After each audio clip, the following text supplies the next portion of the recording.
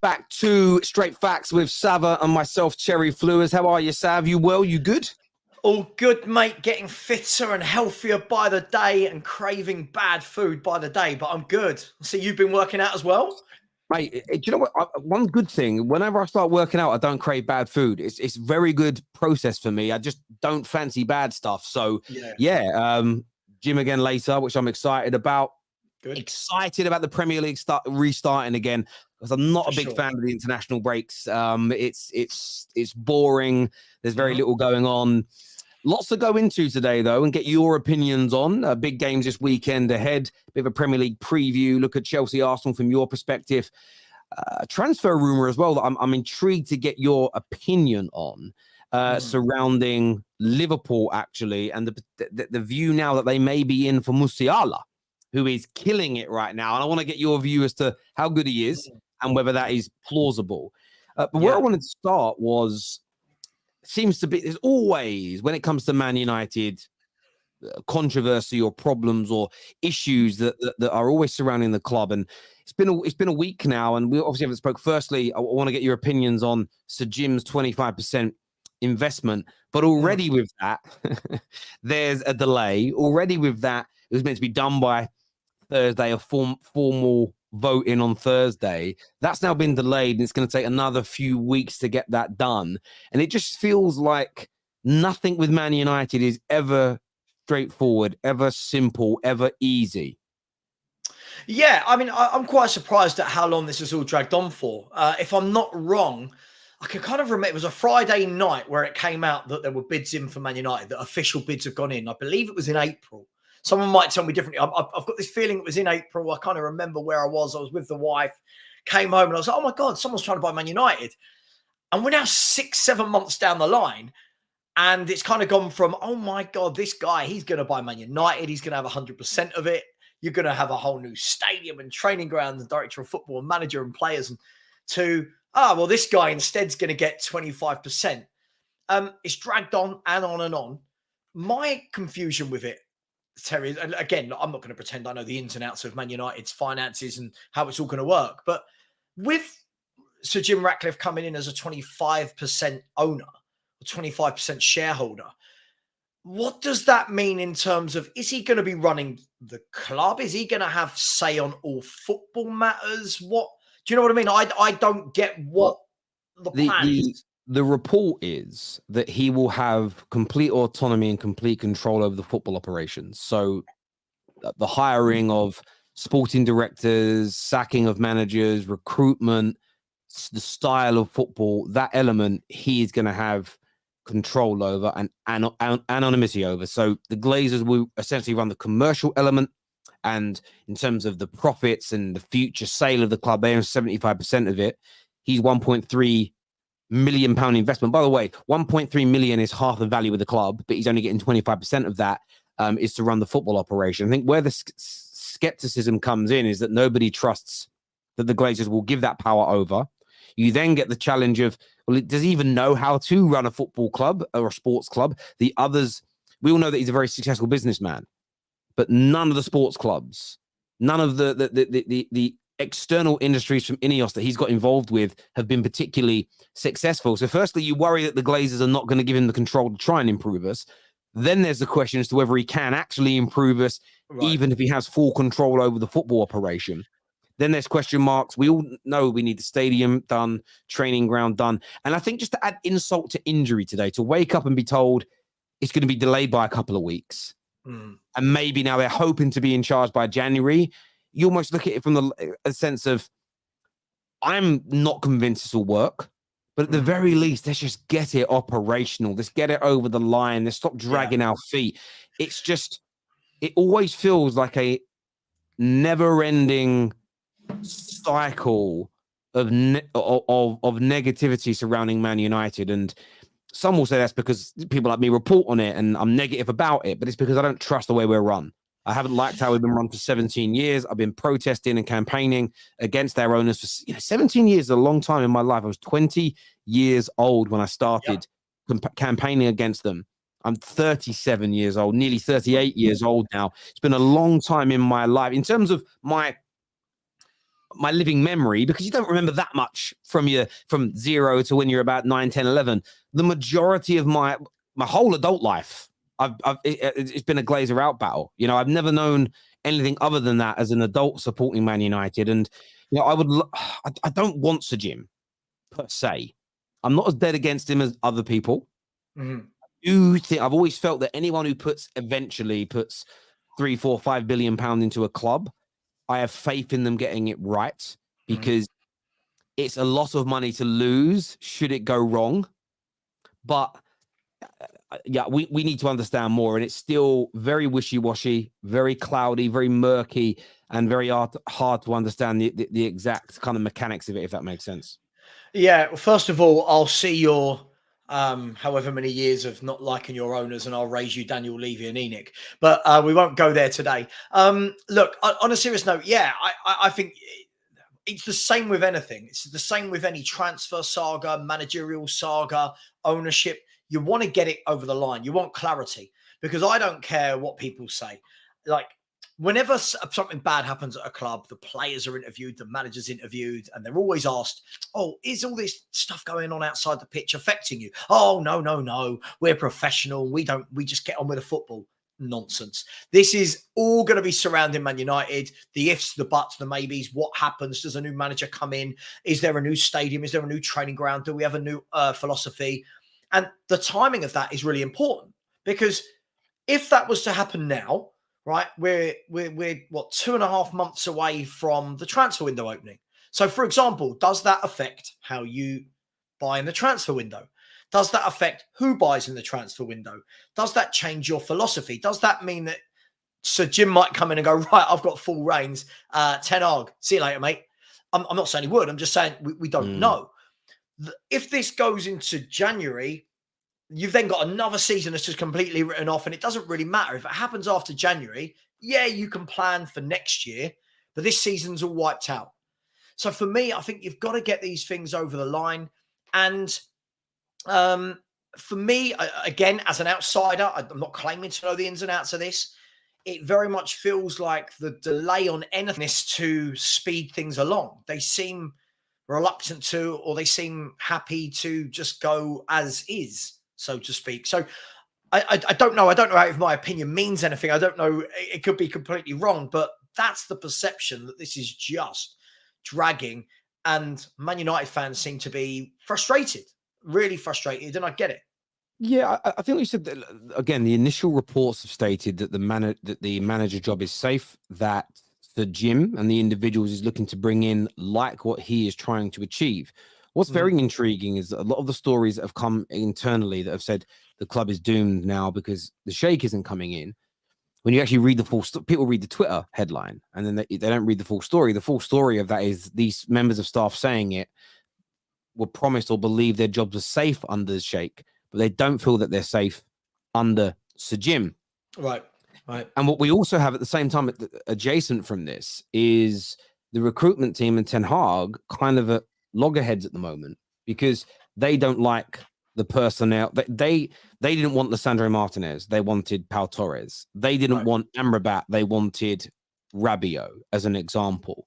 They didn't want Rasmus Højlund. They preferred Arnautovic. And so far, quite a few of the signings, the club have sided with what the manager has wanted thus far. It's caused problems because they haven't gone after the players as speedily as the manager would have liked. That's why Anthony ended up costing nearly 30 million more than if they'd gone for him straight away. But the reason that we're delayed in these processes is because what the manager wants and what the recruitment team think we need are different.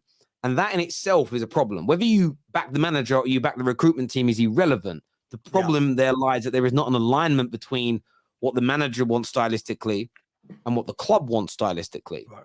And then you have the owner that goes, oh, I'm going to side with you. What the owner might do in 6 months is side the other way. Then you build a very lopsided, unbalanced squad.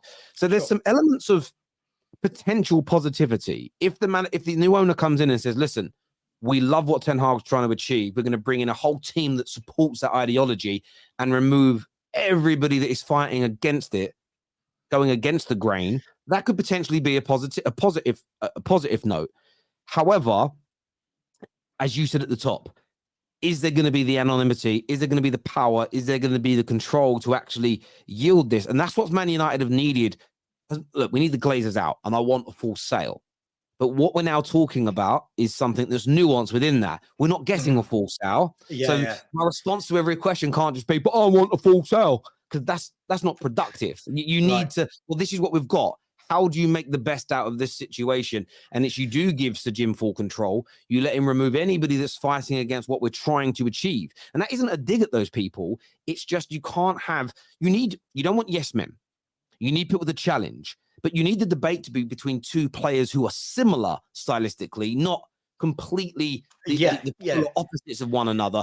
That's been the problem at Man United now for a long time, is that there is no cohesion between the internal football departments. And what we've had is bankers running it who know nothing about football. And it's been like the what's the expression? Well, it's like the lunatics are running the asylum. Right. Yeah. That's been the problem that we have had. So, yeah, I'm intrigued. You're spot on, right? At the end of the day, a football club can do well in moments, right? And what I mean by that is a football club can have a good year because a couple of good signings were made, or a football club can have a bad year because a couple of bad signings were made. But to have that consistency year in, year out, i.e., and people are going to hate to have that. To have that consistency like a Man City have had for the last 6-7 years, everyone there is on the same page, right? Everyone there is on the same page, from youth, the academy directors, through to the scouts, through to the director of football, through to Pep Guardiola, to the owners.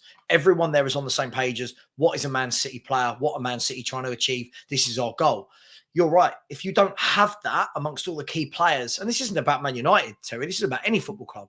If you don't have that amongst all the key players, you will have good seasons and bad seasons. Chelsea is the prime example of that.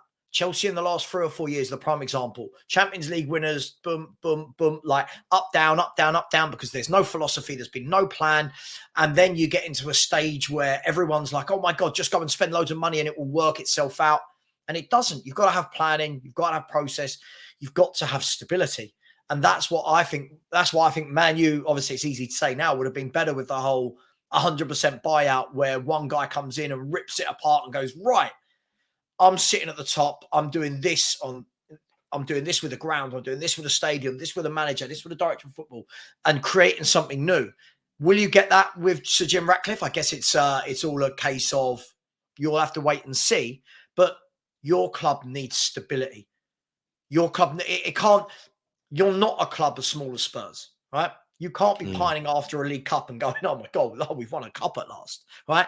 You guys need to figure out a way of, how do we make this sustainable? How do we keep going? How do we make sure that every window is the same caliber of player, the same stylistic type of player? And that's what I think you've massively missed. That's what I think that you've got to get back into the club. Mate, I couldn't agree with you more. And so many fans focus on the manager's style of play being an issue, or these couple of players being an issue. And my view has always been, you're focusing on symptoms. You're not focusing on the root cause problem. Think harder, think deeper, stop being as emotional all the time. And you can be emotional about the symptoms and say, this guy isn't good enough. But you have to look at the process and go, well, what's going to actually improve us as a club? There's a couple of comments here. First from Roms. I hope you're good, bro. He says, I don't know if it's a PR spin, but apparently Sheikh Jassim is still interested. I've read a few things on this today. My personal feeling is he has pulled out. He is done.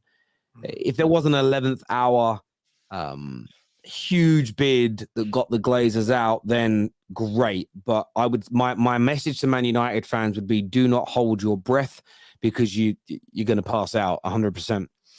Carl B says, I personally don't think Sir Jim wants to buy United. I think it's a big PR stunt. What's with delaying the meeting and now Jassim apparently still in a race? I don't think it's a PR stunt at this point. I don't think so. The delay isn't because of Sir Jim Ratcliffe. The delay is because the finer details of this deal were still being ironed out. Maybe, just maybe, the press got ahead of themselves. But there are finer details to look at because, again, Sir Jim has got to ensure, and if I was in Sir Jim's position, you've got to ensure that the club can't be sold to anybody else. You've got to ensure that you do have complete control. You've got to ensure that the money you're buying into the club with is going to be utilized in the areas that you think the club needs the most. It can't just be 1.3 billion and 900 million, £1 billion of it goes into the Glazers and only 300 remains in the club. You've got to get these things ironed out. And I can imagine the legal documentation that goes behind this is exceedingly detailed. So I can understand the delay from a legal point of view. But again, it's about the club briefing the right information so that we're not kind of, some people are excited about it. Not every Man United fan's angry about this either. And again, I disagree with elements of those fans, but people just want to see what it looks like now, because this is the thing. You end up in a situation where it's a case of, what more can we do? Mm-hmm. This is my point of view. I've done everything I can to get the Glazers out. I've spoken about it, protested, boycotted. There's not much more I can do now. The only other thing I can do now is suggest what I think others should do. But all that ever gets is a kickback and how dare you tell people what to do, Terry? And then when I don't say anything, they go, well, why are you not doing anything? It's, well, because I've done everything that I think I could possibly do to remove them. Now I have to just see now I know the hand that we've been dealt. It's Sir Jim Ratcliffe. I'm going to hold him to account. I'm going to push hard for them to do the right things. And we'll kind of see how it goes from here. As I say, that there's the only way forward from this point, in my opinion, to really get them out is for fans to boycott the club. They're not willing to do it in big enough numbers. I've spoke about it at large. I've kicked off with people. I've had my health and my life threatened for saying I think we should boycott.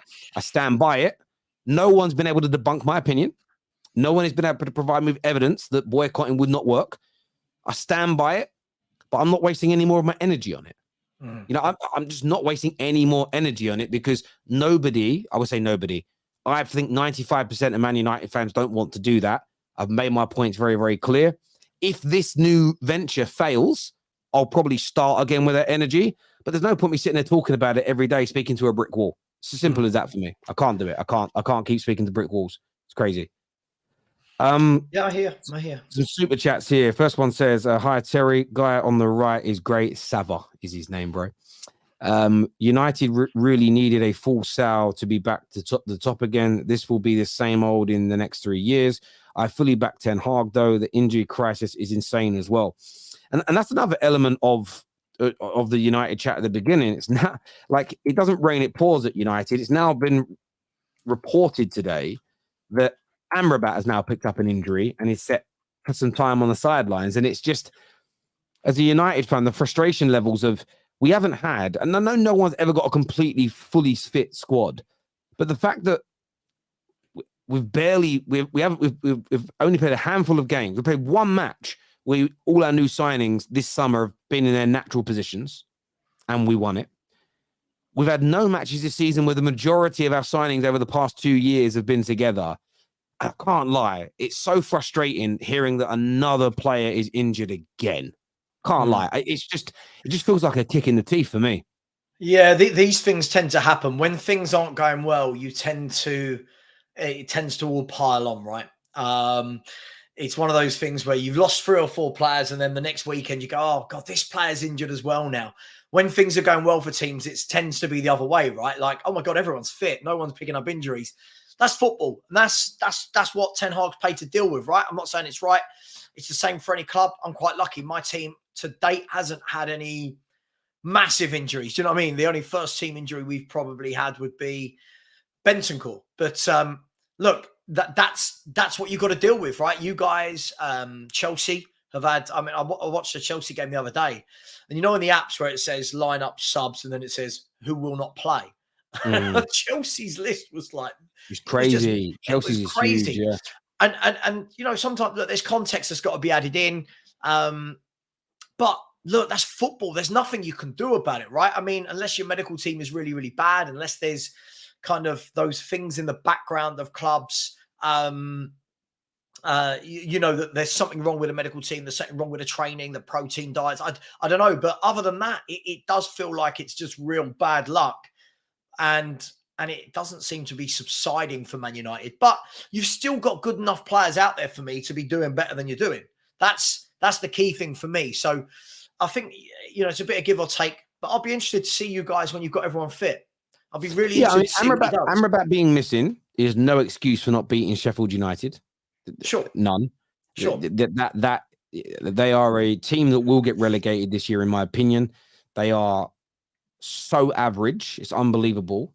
I know we're away from home, but not winning that game will be on us underperforming and not being prepared for the football match. It's more the two head-to-head games against Copenhagen in the Champions League, which are high pressured because of the opening 2-game defeats. We've got Man City on the horizon as well. Yes, it's at home. We've got a big, Carabao Cup game against Newcastle, because with the Premier League title race being completely impossible now and us staring down the barrel of an early exit from the Champions League, doing well in the domestic trophies now becomes of absolute paramount importance. So to have all those big games on the horizon, to lose another, what I believe is an important game-changing player for Man United is going to be key. But this is another area that I think when Sir Jim comes in needs to be reviewed, and it's the way the medical team operates. I mean, we haven't had, a permanent doctor, a head doctor at the club for a while now. That'll play a part in it. But again, if you have Ten Hag and his coaching team wanting to play a particular way, the recruitment team saying we should do it somehow different, we have a medical team that is not that wants to operate in a different way, these situations are always going to happen.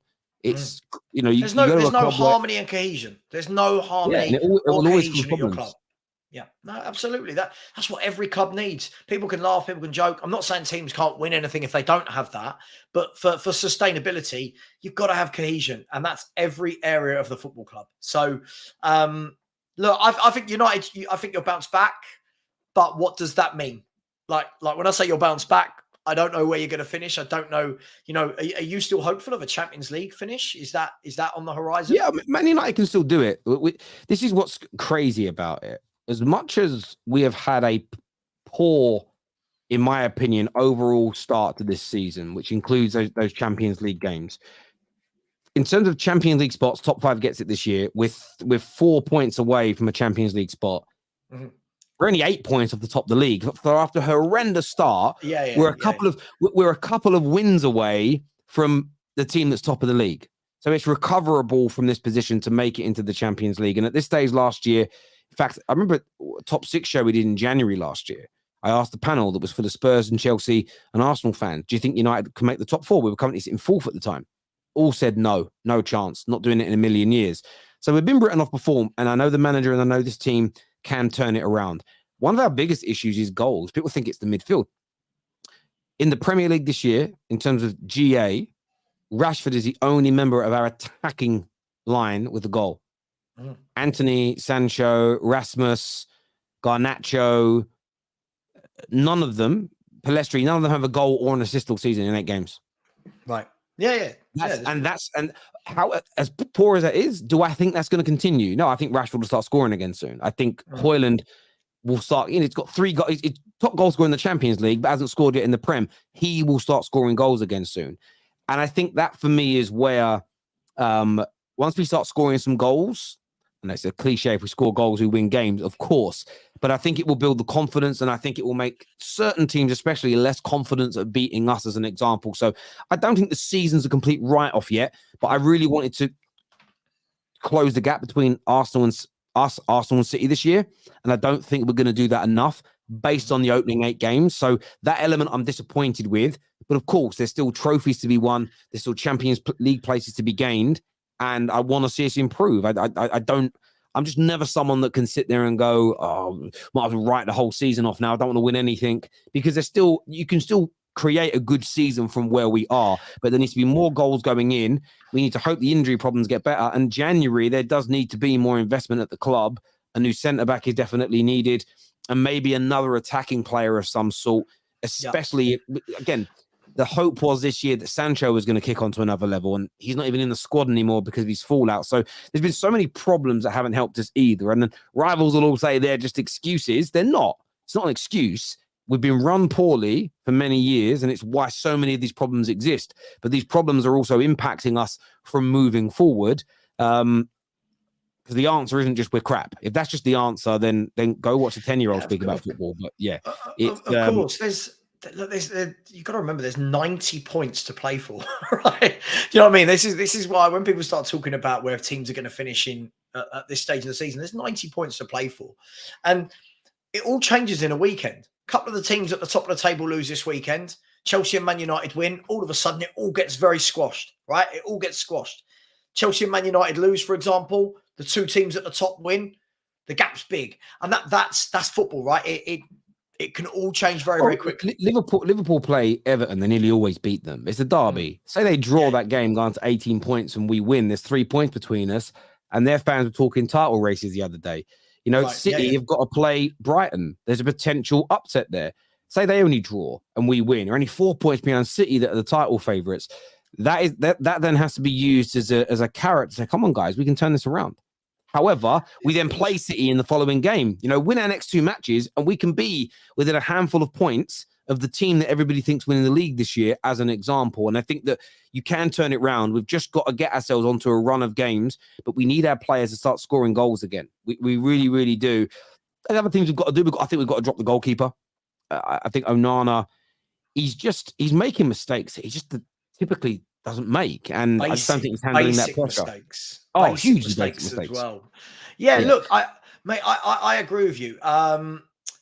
You know, I feel like so much gets said. It's that knee jerk, right? It is. Football fans are like, oh my God, they can't win a league. They can't win a league. They can't. For me, let it all settle down. Let it get to 20 games. Let's have a true reflection when everyone's played everyone else. You know, get to January. Who's there? Who needs to buy what? What do they do in January? It's a long season, man. 90 points. Like Spurs are top right now, right? We lose a game. Suddenly, Villa and Brighton win their games. We're a point ahead of them, and Arsenal are there. Liverpool, City, of Chelsea and Man United. Honestly, it can all become so bunched up so very quickly. So, I don't get involved really with I don't get involved 8 games into a season as to why can't they win a league? Why won't they? Who's getting relegated?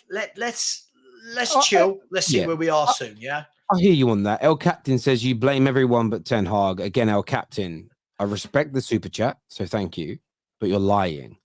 Go and watch my last 3 to 4 Man United match reactions and watch how much I have put on the manager. Equally, I said only a few moments ago, so you super chatted 6 minutes ago, and I said it before that point, that if we are not beating Sheffield United, that is on the manager and the players, and we're not prepared enough. Me saying they're not prepared enough is on the manager to prepare them. So I definitely blame Ten Hag for things. I've never not done that. Saying that we need to change the goalkeeper is a shot out at the manager, 110%. Safe here says, Terry, I told you, man. What? You don't speak like that, Safe. You're not from that world. So don't say you, man. That's not you, bruv. I told you, man. Trump should have bought United. Trump would have made Man United great again. You never listened to me. Trump made the world safer, better than sleepy Joe Biden. Look, we're not getting into politics on the show. When he said Trump should have bought he said to me, listen, if Trump bought the club, Trump bought the club, but you were talking about it like it was actually going to happen. And there's never been any inclination at any point ever that Trump was ever going to come anywhere near buying Man United. But thanks for the super chat, bro. Terry, as a neutral, United, like Real Madrid, are a club that don't really need state money, just the right decision makers. And this is true. And you're absolutely spot on, Owen. We don't need that kind of money. We need the debt cleared. And that's, again, there'll be a part of me that's more encouraged if we're improving training facilities, improving stadia, and the debt gets written off. And then it's not even about Sir Jim running the club, because I don't know how to run a restaurant. But if I inherited a restaurant tomorrow, let's say a long lost auntie leaves me a restaurant, and the restaurant's has a lot of income, like Man United does. If I go out and hire one of the best restaurant managers around, one of the best chefs around, and his team, I'm going to have a good, successful restaurant, because between the restaurant manager and the chef, they're going to know how to run it. It's not about, and all it is about bringing in the right people, and you can still make Man United a much better club. How do we know this? Between 2005 and 2013, nobody in England was more successful, and the Glazers were there. But we had David Gill and Fergie running the club. So it can be done. We're hamstrung with the debt. and we need to improve the stadium and the facilities to show, basically to turn around and show the players that we're serious and we mean business. But yeah, I hear what you're saying there, Owen, but I am skeptical because I don't trust these owners. United for Life says, I'm not backing Sir Jim Ratcliffe regardless. He's a rat for keeping the Glazers in, and those fans who like a moan can't blame the Glazers. It's Sir Jim now. It's very multi-layered, that comment. Firstly, it's always the Glazers because they're the ones who've done this deal. So Jim will also take a part of the blame if it goes wrong. But interestingly, what if I'll pose this question to you? This is the hypothetical. What if Sir Jim does a very good job and over the next 4 to 5 years buys up more and more and more of the club and eventually gets the Glazers out? And it's because, again, if you're going to go with the reports that say everybody's gutted the Sheikh's not coming in, a lot of those reports have also said the reason the Sheikh didn't get the club is because the Glazers don't want to sell the whole amount right now, and no amount of money, unless it was obscene, was ever going to change their minds. So from that point of view, if the only way to get the Glazers out was to buy a little bit and then gradually do it, and I'm playing devil's advocate here, would you hate Radcliffe forever if it ends up benefiting the club in the medium to long term? Would you be man enough to say I got that wrong? Because I know I will be. If this ends up working, be like, I had nothing to worry about. I got that wrong. So I'm just intrigued to know your point on that. Man United is an oil club. Ineos is an oil company, but broke. You think Ineos is broke as a company? You know, Sir Jim Ratcliffe is worth 29 billion. Again, I would love to be that broke, bruv. I mean, compared to the royal families of certain Middle East countries, yes, he's poor. You know, it's like me saying this. I live in London. I live near London. But I'm very, very, very close to New York in comparison to how far away Saturn is from New York. Yes. But I'm still a long way away from New York, bro. Wow. Come on now. IFL, that's terrible. Then I woke up, Terry. I don't know what you mean by that, bro. At least Man United will have a feeder club to give young players more time. Look at City. Listen, that's one good thing, maybe, using Nice in that way, etc. Again, there are some positives that may come out of this, but we need to see the plan, Aya. We really, really do need to see that plan in more detail. King Cantona says it's the negative United fans like this hyperbolic Terry who make people panic. That's why the rivals start to make it seem worse than us by hearing these kinds of people talk. Well, I know you like what I say, King Cantona. You watch every show I do every single day, and you have done for the best part of a decade. So thank you. I appreciate your viewership and everything you give the Terrace. I love you for that. The fact that I'm giving multiple sides to this and hypotheticals of how it could work as well, in my personal opinion, and you always tell me how such a clever man you are in the comments, that for me is the opposite of being completely hyperbolic. Being balanced and seeing it from other sides, even if I don't agree with them, I believe is the opposite of being hyperbolic and extreme or polarized. So thank you for the comment, my bro, but I think you're wrong. To add to earlier comments, mate, you need to wait and see what Jim does. Ineos makes 60 billion a year, so investment, if allowed, debt will be gone. Yeah, it'll be 60 billion. It's not a lot, though, is it? It's not a lot.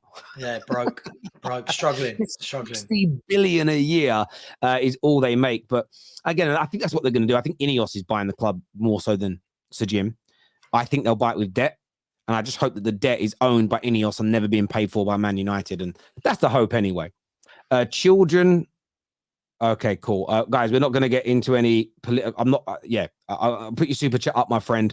I've had a few people DM me asking me for comments on this. It's just something that I'm not educated enough on. Don't touch it with a barge pole, Terry. No, I'm not. I'm not. So, yeah, what I will say is that the atrocities that we have witnessed, and it fills me with such deep sadness, especially when it comes to the children. As a father myself, makes you want to cry. It's hideous. But yeah, in terms of getting involved in that conversation, this is the football channel, and I'm not doing that because it isn't an incident that's happening at football. So directly. So yeah, look, there we go. Just wait. Not making predictions. I hear you on that. Moving forward from this conversation, I want to ask you a question. Musiala. I heard a rumor today Liverpool have got him on a short list to buy. You think Liverpool have got the pulling power and money to buy Musiala from Bayern Munich? I guess with a player like Musiala, look, I don't think there's many players that are young that I look at and go, God, you're good. But really good. He is one of them. He looks a special talent. Now, are Liverpool in that position? I guess they'll be there or thereabouts. Are there bigger clubs that will come in and gazump them? For sure. I think the likes of, well, listen, I'm not saying he'd go to all of these, but I think the likes of PSG, the likes of Man City, the likes of Chelsea, these clubs Real Madrid, these clubs can come in and gazump them for sure. Then you've got to have a look and say, well, where's he needed? Like Real Madrid, do they need any more young midfielders? They've already got Tchouaméni, Camavinga, Valverde, Bellingham. Look, for me, I think whoever gets him is going to be very lucky. Have Liverpool got the pull?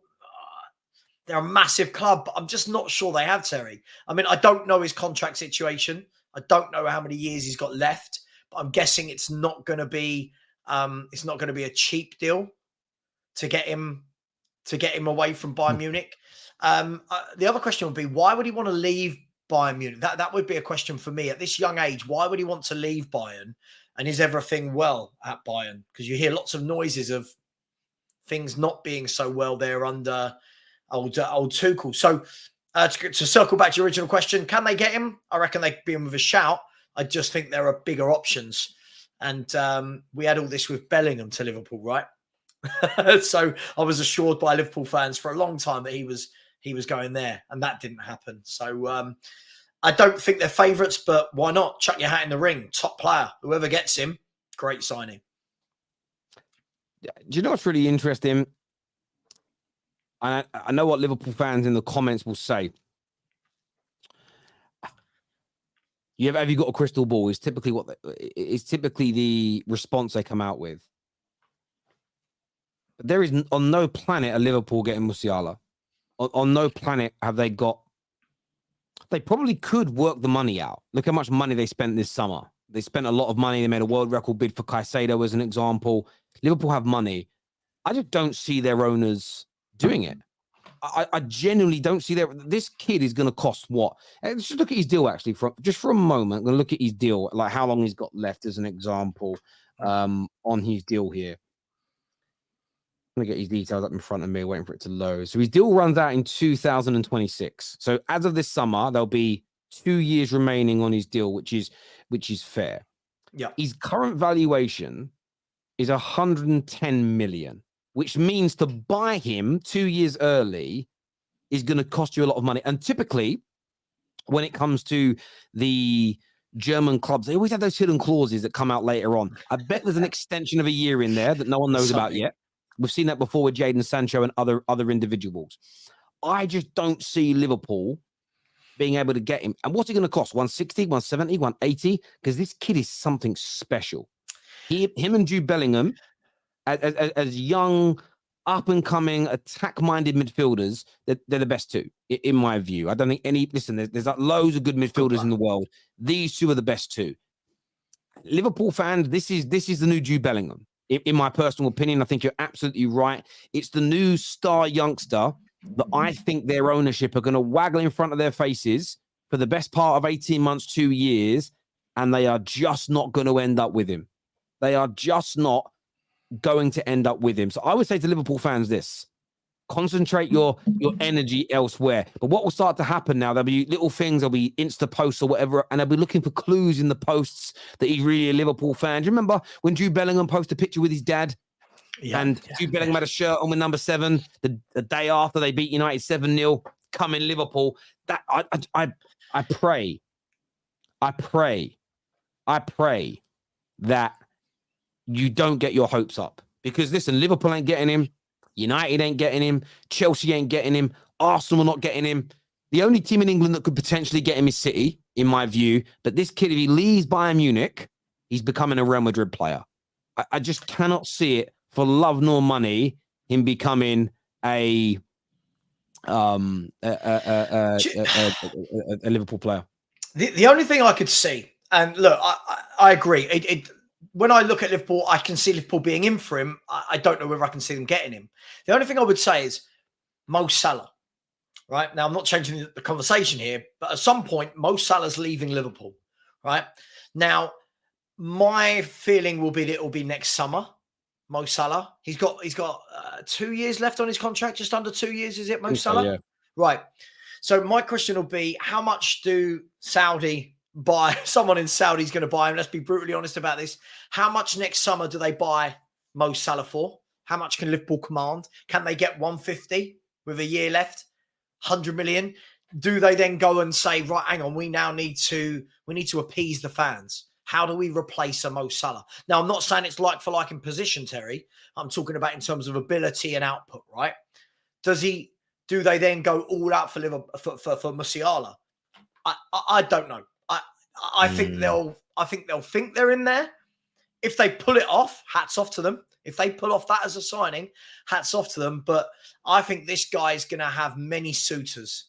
There are certain players, when they become available, they're going to have suitors. This is one of them. So that could be it. If there was some kind of way of raising huge amounts of money for Mo Salah and then doing it. The problem is with Liverpool, they've also got to show that, and look, they've got a great manager, a very, very got beyond great manager. He's someone that can build. That I think if he keeps winning the way he is for the next 10, 15 years, he goes into those legendary categories. He's won back-to-back league titles in Germany, Prems. He's won the Champions League. He's such a good manager, Jurgen Klopp. They have to show, though, that they're challenging. And right now, I'm still unconvinced they're going to challenge for the league this year. Real Madrid are always going to be challenging for their league. You've got Arsenal that are on the rise in England. You've got City that are where they are. You've got Newcastle that are on the way up. And I think that I just don't see Liverpool doing it. Now, it's funny because there's a comment that's come through that stated, if he was linked to Arsenal, Terry, you would be doing videos about it. Well, I'm doing a video about him being linked to Liverpool, knobhead.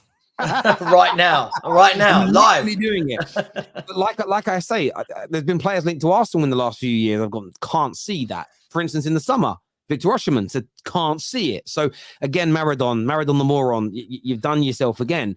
But equally, it depends on how these stories are done. Liverpool in recent years have had a number of players, Timo Werner, Kai Havertz, when Kai Havertz's stock was high, Jude Bellingham.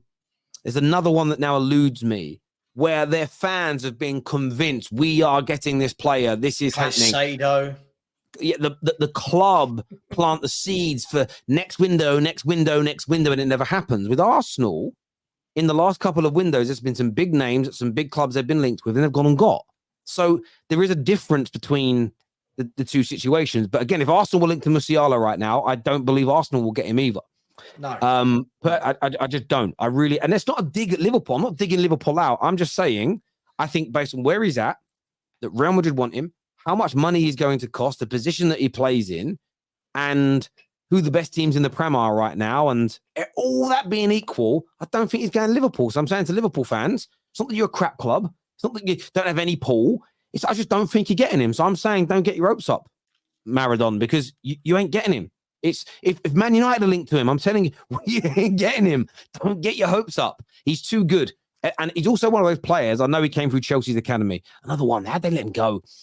He just doesn't look like a Prem player to me. Jude Bellingham as well. I don't think Jude Bellingham and his pomps ever playing in the Prem. I don't believe he will. He's just something about him. I just look at him and go, I can't imagine him ever being in the Premier League. Genuinely. I think he'll stay at Madrid as long as he doesn't regress. And then therefore, why would you want him?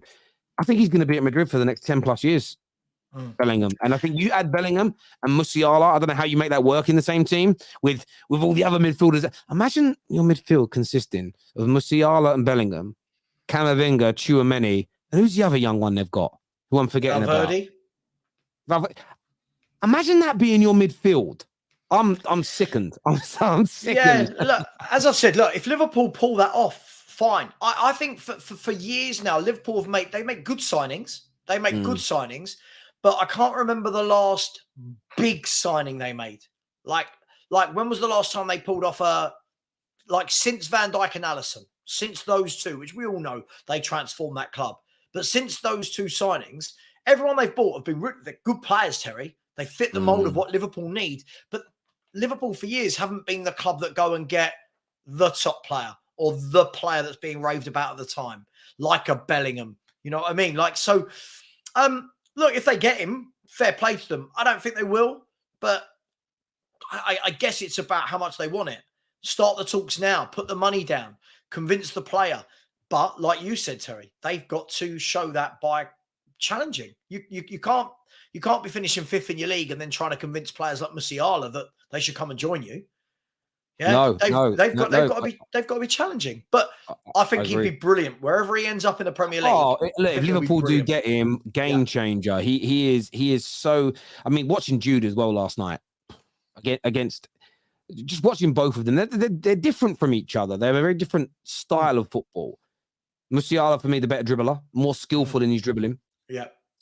Bellingham, more output, as far as I'm concerned. He's doing it in a harder league as well, even though I do rate the Bundesliga. I don't like how people play it down like it's a French league or Scotland or something. It's weird how they talk about it in that same breath. It's crazy to me. But yeah, it's both of them are just unbelievable. John here actually says Musiala's attitude was the issue.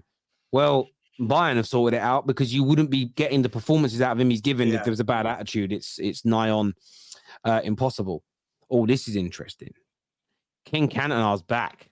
He says, I'm 76. 76. I rarely watch you, and there's multiple people with this name. Oh, so other people have the same emoji and same name as you. It's not you. Okay. Must be confusing me with someone else, bud.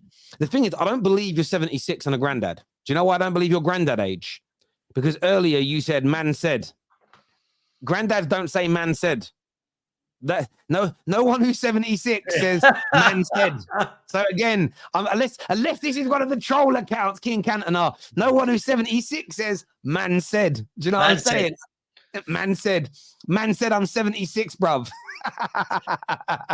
76-year-olds like change his dialect and his vernacular since he watched Top Boy. Liar. Listen, nice try though, King Cantonar. Like, listen, since he's been watching Top Boy. Oh, bro, mate, but it's true though. There's this kid that goes around like Ipswich, Norwich area, and he interviews all these little youths, right?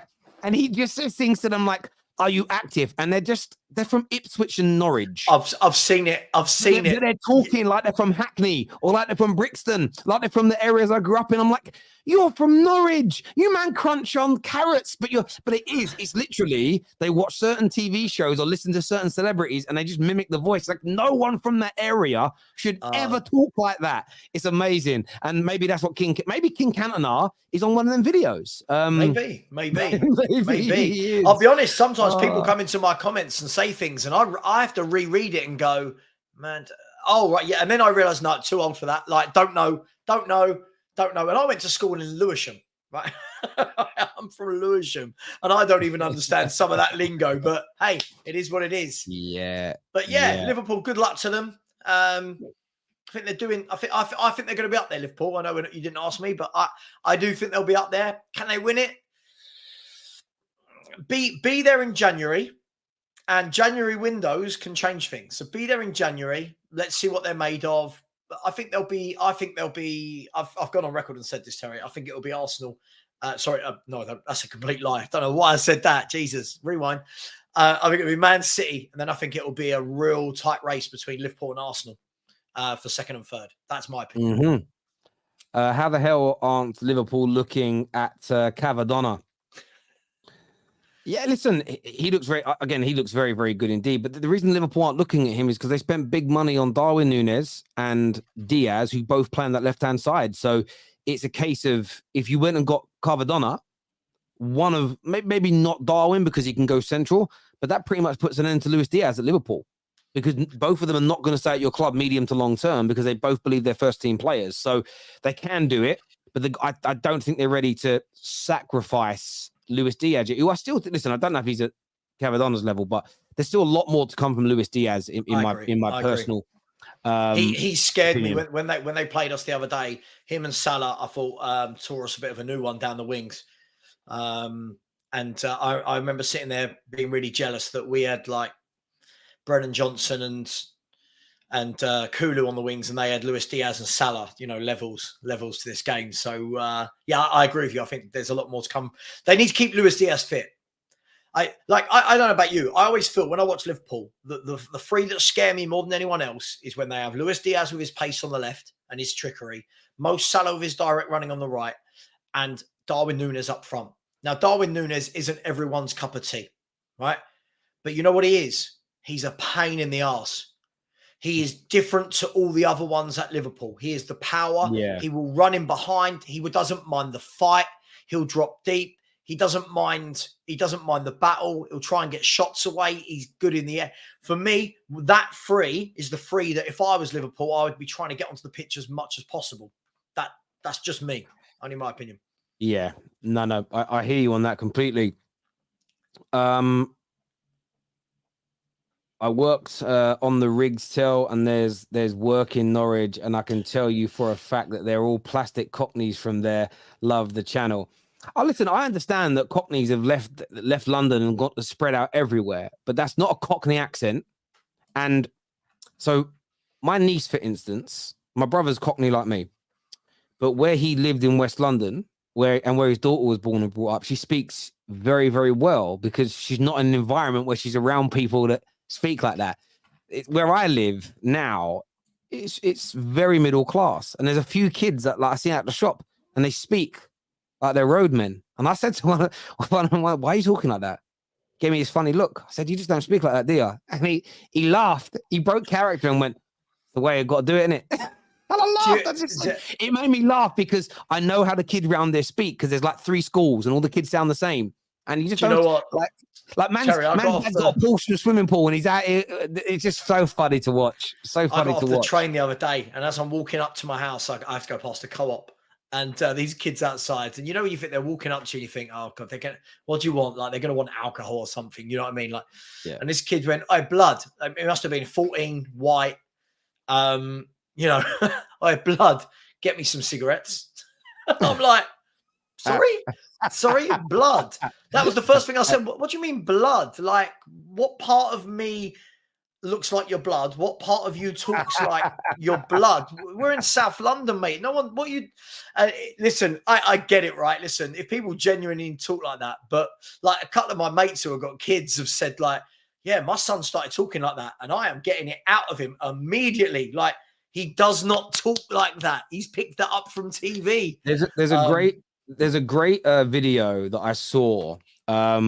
It's about ordering coffee in the States, and the woman, the way she's talking, the guy that's ordering the coffee starts mocking her, saying like, "Why are you talking like that?" And she's like, "That's how I talk, really," and all this sort of stuff. And there's a word he used. I've never heard it before. She's saying you're being rude, and I'm waiting for the word to come up because I'm watching the video now. It's got voice and stuff, and I've never heard the word before. Affectation. And I was like, I've never heard that word before. And then I Googled it, right? And I was like, affectation.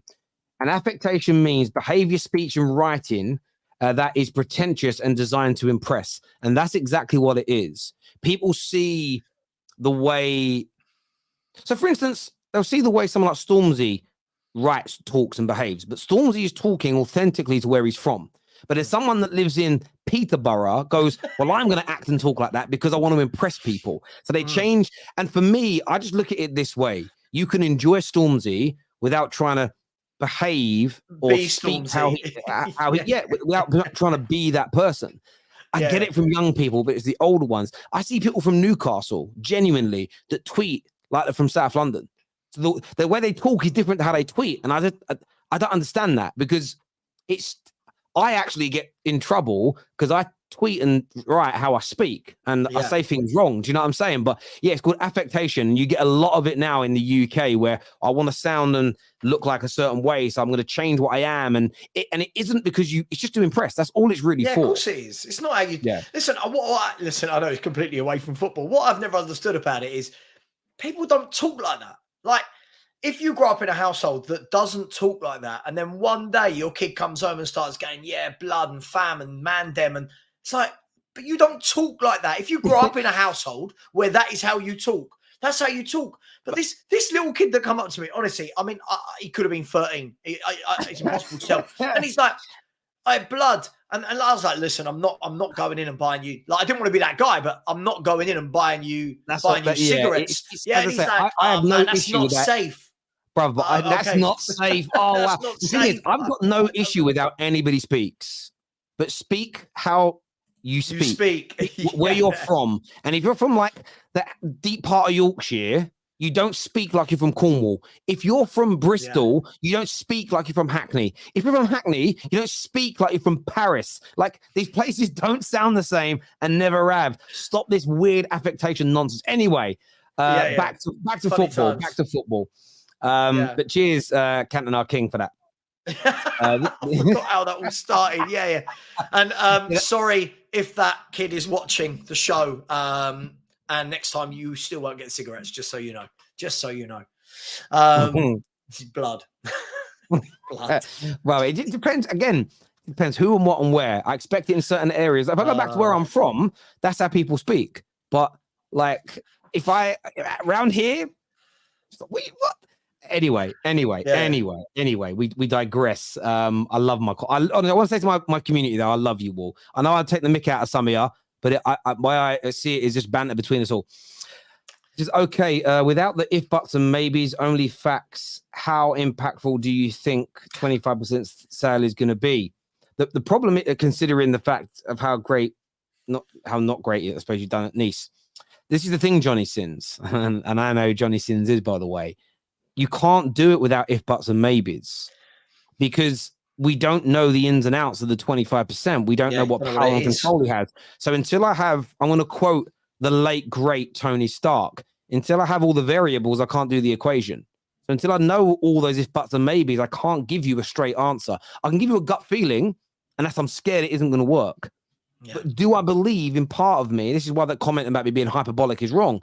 Is there a world in which this does work? Yes. But I need to know the details before I have a full outright opinion on that, my friend. But it's a great super chat, though, Johnny Sins. Thank you. I'll say I already done that one there. No plastic like pretend wannabes. Okay, right. They actually pretend and wannabe. That's a madness. Be proud of where you're from.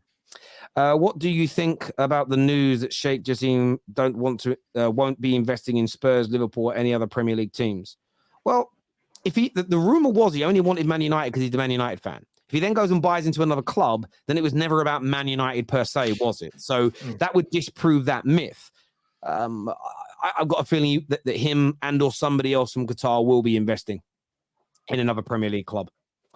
It's like all the people who use New York slang but aren't from there. True. It's just weird. It's like, do you know what would be weird? If I walk into Starbucks and go, "Can I have a coffee?" and just change that one word to sound like I'm from New York. Can I have a coffee? Why would you do that? You look ill. Please stop. But thanks for the super chat. Arsenal have a big game this weekend. And a big chance, really, in a lot of people's eyes, to sort of cement their kind of title credentials in terms of, and that's long before a title race, but to beat City and then go away to Chelsea, who Chelsea fans are confident about this game. Arsenal can win this. It's a equally as good a start as last season. 2 big games, one back to back. How do you see this game going Saturday, mate? Look, yeah, you're right. The win against City will give them confidence. It's a strange one with Arsenal because they've not lost, but I don't watch them and think, "Oh, you're really good." Do you know what I mean? I'm not having a dig. I haven't seen that football that we saw last season from them. I didn't think they were that good against City from a kind of offensive aspect. But they're getting the job done. They're getting over the line. Now, this is a Chelsea team now that seems a little bit more settled the last 3 games, Terry. You know, they've got to the stage where we now know what their back four is going to be. We now know what their midfield three is going to be. You know what their forward line is going to be. And it seems to have settled down for them. And they've got, I think, 3 wins in a row in all competitions, 2 Premier League wins in a row. I don't think they've got anything to be massively scared of, but I don't know at the same time if they've got enough to scare Arsenal. This seems like I'm very much sitting on the fence. I think this could be a really good end-to-end game. I'm not impressed by either of the clubs really at the moment. There's not many clubs that have impressed me, if I'm brutally honest, this season. But look, I think if Arsenal are serious, this is the game after beating City. You're right. This is the game. Go and cement it. if you're Arsenal, go and cement that win, show everyone what they're about. By winning this, they effectively knock Chelsea out of any form of, I'm not saying they're in a race, by the way, just want to make sure people are hearing what I'm saying. This effectively knocks Chelsea out of any race, doesn't it? Because I believe the gap between the two clubs is 9 points. If that gap goes to 12 points, that's a huge gap, right? But like I said to you earlier, Terry, Chelsea managed to win this game. Suddenly, they're only 5 or 6 points behind Liverpool after having this dreadful start and everyone wanting Poch sacked. So it's a massive game for both of them. I'm actually really looking forward to watching it. This is one of the games so far this season I'm actively really looking forward to watching. And I think it could go either way. Yeah, I agree. I think this is, I completely agree with you. I think this is a giant game for both teams for different reasons, if that makes sense. I think it's huge for both teams for very, very different reasons. I'm very intrigued to see how this kind of goes and how it pans out and the ramifications off the back of it. And that's the thing for me. It's the knock-on effect, the domino effect of this game is huge. And I spoke about it on Monday. I spoke about it with Lee yesterday. And I think it's one of those games where there's still a lot of people doubting Arsenal. I don't think they can do what they did last year. Sorry, I meant Arsenal. I think I might have said Liverpool at the end there. I think everyone knew what I meant. Arsenal. I think. That's why I didn't challenge it. Sorry, I meant Arsenal. I got what you were talking about. But even having said that, Liverpool are only a few points behind Arsenal, so it's much of a muchness anyway. Yeah. That's what I meant. Yeah. But there's a lot of people doubting Arsenal still. There's a lot of people that are sitting there with this sort of view of, Arsenal. They won't do what they did last year. They win this game, and whatever City do, they're 2 points ahead of them. Then that 10th game, it's a relatively easy one for Arsenal, and Man City play in the Manchester derby. And this is what Arsenal should be focusing on as a club. Win your next 2 games, and we will at least be 2 points ahead of City, which is a point better than last year. But it could be 5. It could be 4. And then suddenly, that confidence, I think, will cement them into a whole nother stratosphere of confidence. Lose the game, though, you're right. Chelsea will suddenly start feeling like, hang on a minute now. That's 4 wins and all comps on the bout. Arsenal beaten, Brighton beaten in that period, climbing up the league. It damages Arsenal from a point of view of, we're just going to beat City, and now we've gone and lost to Chelsea and put a bit of pressure back on ourselves again. And that's why it's an interesting gateway game. It doesn't end Arsenal's season or of course it doesn't. Or end Chelsea's, but I think what this win could do for both teams in terms of confidence and progression is massive. But so this is why every year, Terry, I always say, right? This is what I keep saying to Spurs fans at the moment when they're talking about winning titles and title challenges. Look at Arsenal last year. Arsenal was superior to every other team, then had that 3-game blip. I don't know the exact order. I think it was Southampton, Liverpool, West Ham, I believe, were the 3 teams where they didn't win any of them. And they went from 8 or whatever points clear to below City. Right now, that's football. Look how quickly it changes. If Chelsea beat Arsenal, right? If Chelsea beat Arsenal, all of a sudden, they've gone from a football club that had 5 points and everyone's going, oh my God, they're going to finish bottom half, to a team that has suddenly got 14 points and are probably 3 or 4 points off Champions League after 9 games. That's football, right? This is why, Terry, I never, ever, when people want to start getting all clickbaity, when people want to start getting all knee-jerk, you just don't know, right? You just don't know what happens. 3 wins, you can leapfrog 7, 8 teams. 3 defeats, you can go 7, 8, 9 places down in the table. So it's always been this way. What I would say is, to beat Man City to a title, whether it's Arsenal, whether it's Liverpool, you've got to get a massive lead, because as they showed last year, and what was the biggest lead? Was it 9 points at one point, wasn't it? 8 or 9? That, Right. It wasn't enough. This is what you're dealing with. You're dealing with a team that have been here, seen it and done it. You're dealing with a team that get written off every single season when they lose a couple of games. Every year. Oh, but this year's different. They've not got them. Insert whichever players you want. These guys have the know-how and the experience of how to come back. So you've got to open that gap while you can. Now, I'll ask you, where are Man City playing Brighton? at the Etihad. It's at the Etihad. See, I'd be more worried for them. If it was at Brighton, I'd be more worried for Man City. I think this is the sort of game Man City... Look, if Man City can win this game, all of a sudden they could be top, depending on what happens with Arsenal, Chelsea, and what happens with Spurs, Fulham, Monday night. And all of a sudden it's, City are back top again. Look, City are going to run away with it. I just think there's going to be so much movement between that top half of the table, especially for the next 10 to 15 games, that, I just think people need to take a beat. Just take a minute, right? Take a breather. Let's all see what's going on. Yeah. Yeah, look, I get where you're coming from with that. I'm as I was saying earlier, I'm just excited about the game because me too. In the cold hard light, the result does matter to Man United because, again, I always want from a United point of view, I want all games when top 6 teams play each other generally to be a draw, unless I need someone to lose to help us. But from a neutral perspective, I'm just excited about the game. The only thing I'm annoyed about is that Man United games afterwards, so I can't fully relax and just go, can watch this game and not worry about what's going on with my club, because our starting lineup comes out halfway through the game and I'll be focusing on that, which is annoying. But it's going to be an intriguing one. In terms of this game, we know what City you've got, but you guys play Monday night. I know it's very early in the season, but do you prefer going last, or would you rather play Fulham first and apply more pressure to Arsenal and City by winning first, or do you not see that matters at this point?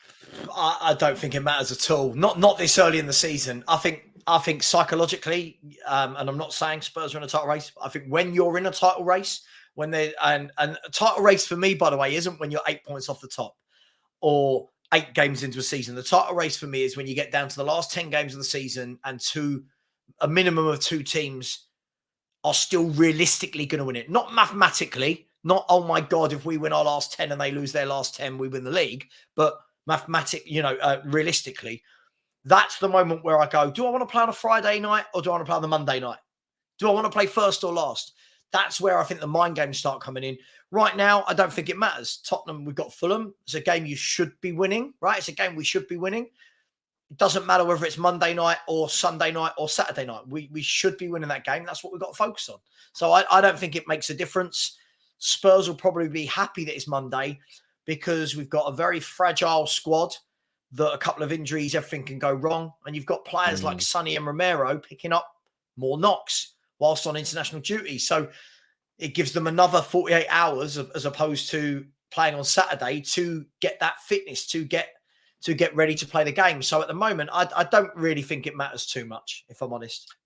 Yeah. Are you still getting a lot of stick from Spurs fans for not being positive enough? Loads. Do you know what? I took this earlier, right? I'll read this to you, right? This cracked me up, right? So somebody wrote this on somebody's comments, okay? And someone put, it wasn't even my video, right? It wasn't even my video, so nothing to do with me. Someone put, Savra is really pessimistic about Tottenham. And then someone put, I guess it becomes a bit tiresome doing shows with Savra when all he does is ease expectations. At some point, you're allowed to dream, even though we all know deep down it ain't happening. Let that sink in, Terry. So even though they know I'm right, right? Even though they know I'm right, it's tiresome. What they want to hear me say, they want me to come onto shows like this, right? And go, yeah, why can't we win the league? Yeah, of course we're in a title race. Yeah. Sorry, I've got 40 years of experience for this. This isn't my first rodeo. I'm looking at the squad. It's not deep enough, right? Look, I think we can finish 4th. People in the summer, Terry, were telling me Spurs could get relegated because Kane's gone. Now me saying 4th is negative. Let that sink in. 4th is negative. That's where we are, man. That's where we are. So look, I'll stick by my guns. I do every season. I stick by my guns. I've been called negative since Levy and Co joined, Terry. I've not been wrong since. I'm you know what you said earlier about your opinion where you're waiting for someone to debunk it? Yeah? I'm waiting for someone to debunk this myth about Tottenham winning things. I'm waiting for that to happen. But you know what? The only way that gets to bunks is by fucking winning things. But this is my point, Terry, right? This is my point. But what I get is I get fans of other clubs, right, that will say, yes, Sava's not a deluded fan. Because I don't come on and go, yeah, we're winning. What are you talking about? A Doggy's the best left back in the league and Porro's the best right back. And basically all these fans doing a combined 11 right now and 8 Spurs players get in. And it's like, like, stop. Slow down, like, relax. I'm not telling anybody not to enjoy the ride, whatever that means, right? I'm not telling anybody not to be happy with it. But I don't think Spurs are winning a title in any way, shape, or form. I don't think we'll be anywhere near winning it at the end of the season. If I'm wrong at the end of the season, Terry, good, right? This is what I don't understand about football fans, right? Let me rant for a second. This is what I don't understand, Terry, about football fans, especially fans of your own club, right? If Sava is wrong, yeah? If Sava is wrong, and sorry, third person there. If I'm wrong, I don't know. If I'm wrong and Spurs win the title or Spurs finish within 2 or 3 points of the title, I'll be happy. It's not a bad thing. That's a good thing. Yeah, you were wrong. Fair play. You were wrong. Your team did really well. Brilliant. They've surpassed my expectations. Cool. But what fans will do is if I'm wrong, they'll go, so you're not really a Spurs fan. You didn't think we could finish second. Like, that's the mentality of Spurs fans. You've got one guy in your chat right now, I won't name him, who, rather than see that most of the time I'm actually right about Spurs, wants to point fingers as to, you know, this is why this Spurs fan don't want to work with you. This is why that Spurs fan don't want to work with you. Yeah? They don't want to work with me because I don't suddenly say we're winning a league after 8 games. Yeah? 8 games. 8 games, Terry. This is mental. Come and talk to me, game 30. If Spurs are there or thereabouts, I'll turn around and go, you know what? What a story. Right, cool. Go and win it. Well, Bobby here says, if you don't think Spurs are going to win the league and Maddison is not the best player in the world, you can F off down to the Emirates. Essentially. Essentially. Do you know what? The difference is between me and some of the younger Spurs fans, right? The difference between me and some of the younger Spurs fans, not just me, right? People of my age. I've seen Spurs start and do things like this many, many, many times, Terry. In the last 40 years, I've seen loads of false dawns, loads of false eras, right? For me, I always say context and consistency. The context is, let me explain that to you, right? The context is, have Spurs had a brilliant start, much better than anyone else ever out there in any club thought we would do? Yes. Right? Yes. Consistency is a completely different subject. Can Spurs do what we've been doing consistently over 38 games? I don't believe so, because I don't believe we've got the depth. I don't believe that we've got the goal power. And I don't believe that once we get a couple of injuries, we're going to be able to cope. Hence the reason, Terry, why everyone in the last 24 hours has gone, oh my God, did anyone see Romero limping off for Argentina? Oh my God, Sonny, Klinsmann, we hate you. You played Sonny when he was clearly limping. That's where we're at. That's where we're at. We're worried. Do you know what it is for me? Listen, I understand people being excited. At the same time, look, I've called Lee Gunner out a lot for the stuff that he gets angry at Arsenal about. Some of it, I've always said, some of the things he says I agree with. There's some of the things that he does that I find hilariously weird, because sometimes he's angry about things that are just not worth being angry about. And there are times, and I've bantered him on it, where I'm like, you don't even seem happy that you've won. There are also times where I show, like, he is happy and I show people, and I sometimes think he can be misunderstood. And I think there's so many people that are desperate to be right.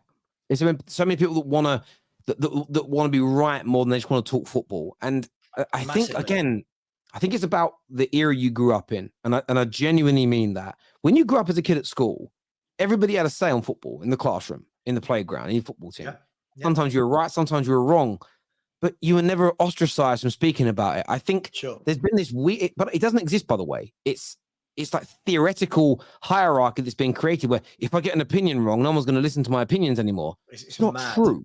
It's not true that happens, because my favorite content creators I watch, Mark, rants, True Geordie. I don't watch them as much anymore, but I used to watch True Geordie. Who else do I watch? Like, and I sit there and watch their shows. I watch The Club quite regularly. I like Roy Jennings, actually. I find Roy Jennings funny. I find him funny. I find his opinions are awful, but he is funny to watch. Yeah, I find sure. Funny. But the thing is that they haven't regressed because they get things wrong. They've got loads wrong. They've got loads right, but they've got loads wrong, and it's not a big deal.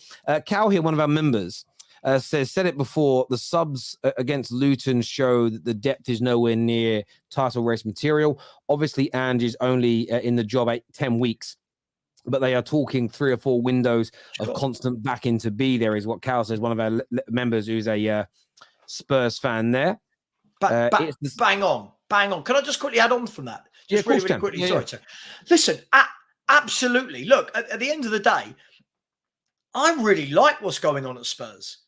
People misconstrue me saying I don't think we're going to win a title to am I happy? I'm really happy with what's going on. I wanted Postecoglou. When we talked off air, Terry, and I was telling you about certain people that were saying during the summer, oh, Postecoglou, he's from Celtic. Oh, we don't want him. What's he ever done? These are the people that are now knocking me for not being positive enough.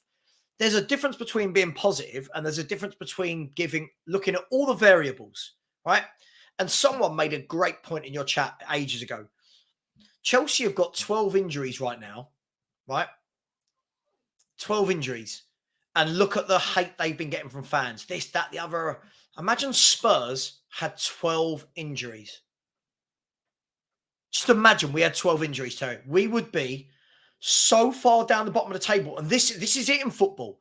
This is it. At the moment, we've got a fit squad in terms of the better players, all fit. All it takes, 2 or 3 knocks, all of a sudden, that 11, now all of a sudden you go, oh, God, hang on. 4 or 5 of our first team aren't playing. You're now playing Ollie Skip again. Yeah, you're now playing Ben Davies, Eric Dyer, Emerson Royale. So I keep myself level-headed. Do I want to dream? I'll dream when we get to a point where we should be dreaming. I'm not dreaming after 8 games of a football season. It is ridiculous. It is ridiculous. So things are going well, but that comment was absolutely spot on. Sorry. That's fine, mate. Aya here says, Sava, you bring forward empirical arguments whilst they are having emotional ones. Yeah. An argument will never go anywhere when it's objectivity versus subjectivity. But the problem is, though, I'd never done this before because I don't claim or believe I'm smarter than the average bear. I really don't. When we talked about referees the other day, I Google searched, and I'll do it again now, subjectivity versus objectivity, because I just want to see if there's anything written down that like kind of breaks down the difference between the two. I kind of know what the meaning of the two is, but I wanted to like understand in a more concise way. And what I found was this, right? And it made more sense to me. It was like based on opinions, beliefs, and feelings is what subjectivity is, but objectivity is based on facts and measurable data. So, as you say, we can all be subjective and emotional about things and led by that. But if you allow facts and the history to not guide you, you're always going to end up, we'll always be wrong. In my personal opinion. Because it's too much of that, Terry, and not that. Invariably. And the reason I say that is because the measurable data around objectivity, and I was looking for a very simple way to understand it because I was just trying to get something into my head. It was about refereeing decisions and that most subjective decisions are actually objective, because if 8 players are sent off, if 10 players make a bad tackle that are very similar and 9 have been sent off, you get to a point where subjectivity becomes irrelevant because those tackles are always red cards. It becomes an objective decision because of the amount of those tackles that are red cards. And that's my point here. If Spurs have been in this position many times and continue to foul, you have to be more objective than subjective unless you can present multiple facts and data that outweigh all the previous ones. And that's what, again, and we don't all do that. We all stop being grown up about it. Stop being grown up about it, Terry. But this is why last year when I was saying I think Arsenal are going to improve, I was basing it on all these differences that I was seeing from a 6 month this reason, that reason, the other. I think this is different now, and this is blah, blah, blah, right down to how they were operating as a club. I was saying, look, they're renewing all the contracts of their star players. For 15 years, they've let all their good players go. Now, suddenly, they're getting big deals that are valued at the same amount of money as all the other big clubs are doing. That in itself was like they're behaving differently. Therefore, I think there's going to be a change on the pitch, because how you operate off the pitch changes how you behave on the pitch. And that's been the same forever. And that's the thing for me. If you're going to be subjective, and I've got a new opinion, but that it still has to be based on factual information, in my view, generally speaking. Can I sum it up for you, right? Have a look, right? For example, bearing in mind, I've supported Spurs for 40 years, followed them around the world, season tickets, whatever, this, that, the other, got a channel that is based around Tottenham Hotspur. And you think there's somebody else that says, Sava, if you win the title, I don't want you celebrating. Now, let that sink in. Let that sink in. That's where we're at in 2023 of football fans. That if you don't think you're going to win a title and you do, you can't celebrate because one troll said, like, let that sink in, Terry. That's mad. Right? At the beginning of the season, if I can ask a question to all your chat, I'd love to just get an opinion. Can everyone please put in the chat right now, at the beginning of the season, so before a single ball was kicked, right? What position, be truthful with this, don't just say bottom just because it's banter. Be truthful. What position did you have Spurs down as finishing this season, right? And now where do you have them finishing? So put the first one, like say 10th and 5th, whatever it might be, right? So for me, I said I think Spurs will finish anywhere between 5th and 10th, depending on what the club do in the January transfer window and keeping everybody fit, right? For me, have I pivoted slightly from that? I think we'll finish anywhere now between 4th and 7th, but with the same caveat, Terry. It's all about what we do in January and keeping everybody fit and healthy, and suspensions and African Cup of Nations and Sonny going to the Asian Cup. All of these different things play a factor that I try and meddle in. I understand there are people that are not old enough or mature enough to factor those types of things in. I understand that they think that if you are a football fan that doesn't just blindly say Spurs are the best, Spurs winning the league, that you're pessimistic. I understand. I was that immature when I was 12 as well. I understand that. I understand they were the arguments I was having in the playground, Terry. When my mates were going, Spurs are rubbish, I go, we're the best team in the league, even though we were finishing 11th every season, right? At the end of the day, I want my club to win everything. I've always wanted my club to win everything. Me not thinking they will win everything is different. Let me give you an example. Let me give you an example, Terry, right? For these people that aren't very intelligent, right? They're not. I'll call them out. I'll call them out. Your Tottenham man them in the chat, like, oh, stop being a victim. No victim. If there are children, I'm going to explain things to them, right? When I play the lottery, do I want to win the lottery, Terry? Do I want to win, what is it? Last night was 57 million or whatever it was on the Euros. Do I want to win it? Probably. Right. I want to win it. I can tell you 100% I want to win it. Do I put my money on and go, I'm winning this? Do I put my money on and go, I've won this? I have won this, right? Does that mean then that if I do win the lottery, I turn around and go, oh, sorry to my wife, sorry, babe, I'm not allowed to spend any of this money because I didn't believe I was going to win it? What madness is this? I want my team to win every. Do you know what happens? You'll have, and you'll get this with every fan base. There are some that just want to feel the excitement of everybody bigging them up. Yeah, I agree. And they're, oh yeah, we can do it. And then rivals love it because they're like, oh, we get to cook you if it goes wrong. Exactly. You are rival fans' worst nightmare at this moment in time because you're not hyping Spurs, which means they can't come for you if and when it goes wrong. The same as when it does go wrong. No one will we've got to a point now where there is a very small percentage of people that don't want to hear why it went wrong. They just want to hear you say, my club is in the mud, my club is crap, sack my manager, and have a meltdown. They don't want to hear why it went wrong, the reasons for it, how you can improve. But this is what you got to remember. 95% of the viewers agree with you. Sava, Sava must just accept that we live in a society that feels before reals, where people value my truth beyond the actual truth, and the only thing that makes sense is being overly positive or negative. Yeah, the whole thing is that the polarization of the world is mad. Yeah, listen, it's cool. I go back to your point, Terry, that back in the day you could have a football conversation. It was just a football conversation. Nowadays, you're in a world where you're having a football conversation, and if I predict, I'm not by the way, I think we'll beat Fulham. If I predict Spurs to lose to Fulham, for example, and they win, oh my God, you're a hater. You said we're gonna. No one gets every one of their predictions right. Ever, do they? Let's be brutally honest. If you asked 1 million football fans, Terry, right now to put down their in the summer to put down their 1 to 20, right, in the Premier League, how many of those 1 million people do you think would get exactly right 1 through to 20? You think of every permutation there is with 20 football teams, hardly any of them would get it right. That's the beauty of football. But it was the same thing when. I was called negative before the Arsenal game where I said I think it would be a 2-2 draw. I came on your show, so it's going to be a 2-2 draw. Come on, all these shows, 2-2 draw, because I don't think they're as good as we think, and I don't think we're as good as we think. Yeah, but when you get it right, no one wants to tell you that. Do you know what I mean? No one ever wants to go, do you know what? You were right there about that. You get it wrong. Oh my God. It's like, you're spot on. Madness, man. It's the start of the season. Teams are not too far apart, like their positions depict. Yeah. Teams can win sand, jump up win and jump up 3 points. Yeah. It doesn't happen after 25 games.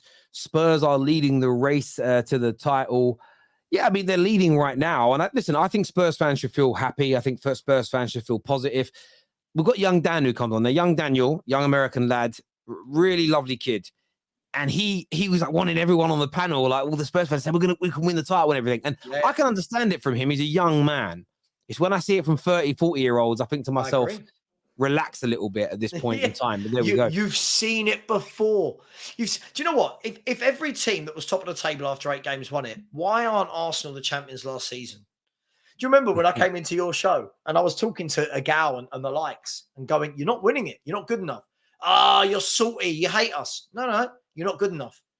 And I'm sitting here right now saying Spurs are not good enough. That's not a feeling. That's not negativity.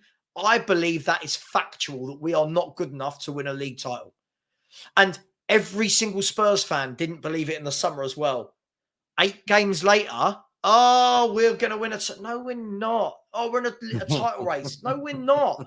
If Spurs are in a title race, Terry, let's have a look. I just want to quickly look. If Spurs are in a title race, then surely so are Brighton, so are Villa, so are Liverpool, Man City, Arsenal, West Ham.